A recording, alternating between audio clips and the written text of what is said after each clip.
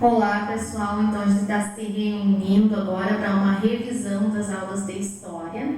Essa revisão vai ser feita das aulas programadas e aulas remotas desde 19 de março até a data de hoje, né? Até 15, na verdade, até 15 de junho, que foi onde a gente teve atividades.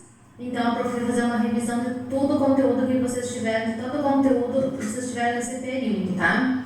Vocês podem pegar o caderno, porque a revisão vai ser o acompanhamento que vocês já tinham no caderno, do que vocês ganharam em sala e o que vocês ganharam à distância, né? O material impresso à distância. Então, a revisão vai ter todo aquele conteúdo que vocês têm no caderno, vai ser fácil de vocês acompanhar, tá?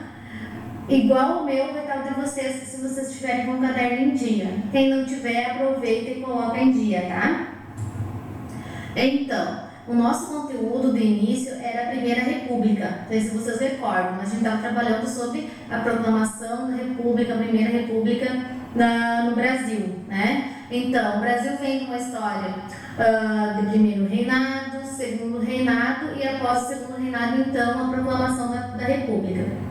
Para a gente entender um pouquinho do que foi a proclamação da República e o que é uma República e como que tudo isso funcionou, a gente tem que entender o porquê que o Brasil saiu de um período de reinado para um período de República, né? Como que aconteceu isso? Por quais os motivos que aconteceu isso, que se sucedeu, então, do Brasil deixar de ser um império e passar a ser uma república federativa. O que acontece? Dom Pedro II estava passando por uma crise durante o final do segundo reinado e começou então a ter uma crise de governo muito forte. As questões que levaram a essa crise, as questões sucessórias, né, que levaram então a acontecer o fim do segundo reinado e o início do Brasil República. Por que isso aconteceu?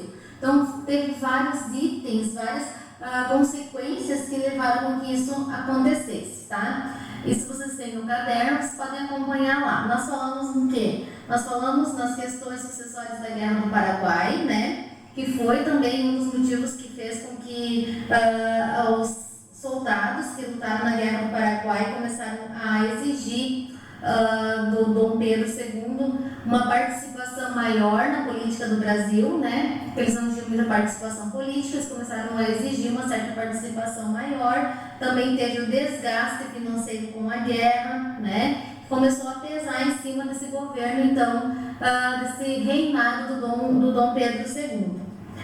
Campanhas republicanas, né? Então, pessoas que já não queriam mais o Brasil monarquia, não queriam mais o Brasil governado por um rei, começaram a se movimentar através de campanhas, né, republicanas para que acontecesse isso.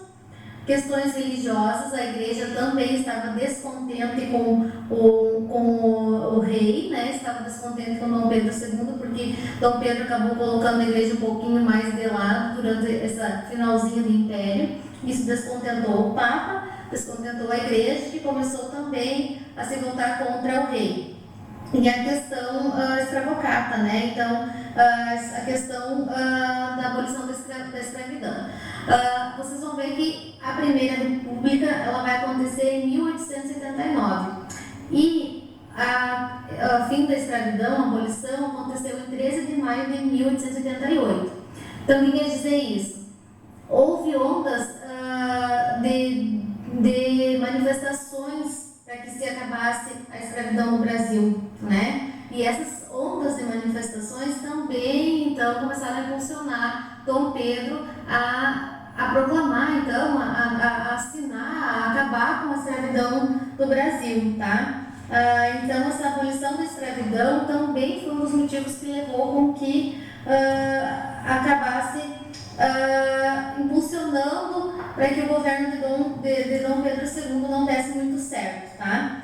Essa escravidão no Brasil ela teve vários momentos até chegar à abolição, até chegar então ao fim da escravidão no Brasil. Quase todos os outros países já haviam acabado com a escravidão, só o Brasil que permanecia um país escravocrata.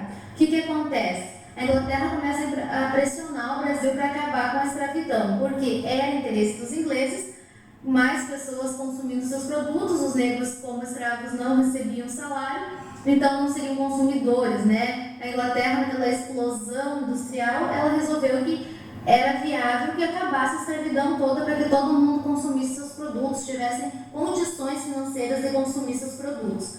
Então, a escravidão no Brasil, para a Inglaterra, era um problema. Então, ela começou a pressionar o Brasil para acabar com a escravidão. Por outro lado, também, 1850, então, o Brasil lança lá uma lei para que acabasse o tráfico negreiro, né?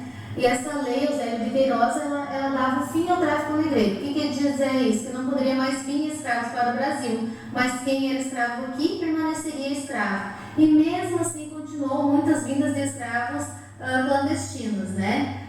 Aí as elites, alguns filósofos, pensadores, alguma parte da elite aliada a alguns negros, né, durante a escravidão também começaram a se movimentar. Alguns estudantes, né, filhos de fazendeiros, estudaram para fora, voltaram, achavam que isso era muito desumano, a escravidão seguir no Brasil, começaram a se organizar para a abolição. O que acontece? 1864, então, 1860, por aí, eles criam então a lei do sexagenário, onde todo o idoso, a partir de 60 anos, eles deixariam de ser escravos, tá? O problema é que dificilmente os escravos viviam até essa idade, devido à vida que eles levavam, né? Muito sacrificosa, de trabalho, fome, frio, desumana, né? Maus tratos. Então, dificilmente eles sobreviviam até os 60 anos para serem libertos, tá? Aí, então, em 1871, cria-se a lei do ventre livre. Essa lei aí, então, faz com que todas as crianças nascidas a partir dessa data não deixariam de ser escravos, tá?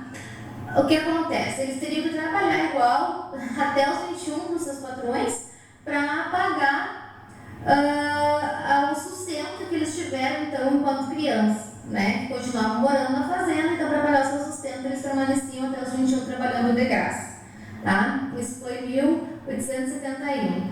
E então, apenas em 1888, a princesa Isabel assina, então, né, a abolição da escravidão, acabando definitivamente com a escravidão no Brasil, que vai ser um problema que a gente vai ver mais pra frente, porque acaba a escravidão, mas não acaba o racismo, não acaba o preconceito, a dificuldade de sobrevivência, né, da classe negra diante de um Brasil branco, né? Então, a gente vai ver mais pra frente como essa escravidão acabou no papel, mas deu uma sequência que até hoje tem muitas lutas contra preconceito, contra racismo, né? E a igualdade salarial, igualdade de emprego, igualdade que os negros ainda não têm dentro do nosso país. Mas, enfim, com o fim da escravidão, também foi uma questão que levou ao fim do segundo reinado. As elites agrárias ficaram descontentes, porque, afinal de contas, elas perderam seus empregados, seus escravos, né? E com essa perda eles se prejudicaram, porque eles teriam que pagar um salário a essas pessoas e eles queriam uma indenização do governo, então, por um período para suprir essa perda que eles tiveram financeira, tá? Então, estas questões foi o que levou a acontecer tudo isso. Foi o que levou, então, ao fim do segundo reinado, tá? E o início, então, do Brasil República, que a gente já vai falar agora adiante.